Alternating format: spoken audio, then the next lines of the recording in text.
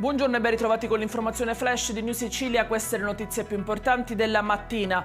In apertura la promessa mantenuta da Renato Schifani ai sindaci dell'isola. La regione siciliana ha infatti stanziato 50 milioni di euro come contributo ai comuni per compensare l'aumento dei costi sostenuti per il trasferimento dei rifiuti all'estero.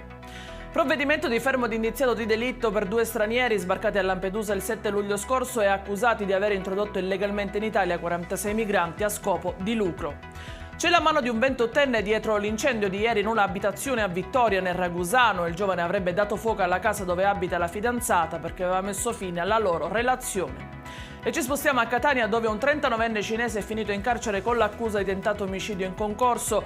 L'uomo, insieme ad altre 5 persone, avrebbe aggredito un connazionale all'interno di un locale di Prato per poi fuggire in Sicilia. E in chiusura il decesso dopo 9 giorni di agonia di Giovanni Arrigò. Il 42enne messinese è rimasto ustionato a seguito di un'esplosione nella sua fabbrica di fuochi d'artificio. Nel rogo sono rimaste ferite anche la madre e la sorella dell'uomo, accorse in suo aiuto. I dettagli su queste notizie li trovate come sempre sul nostro sito www.newsicilia.it e sui nostri canali social. Grazie per averci seguito e a più tardi.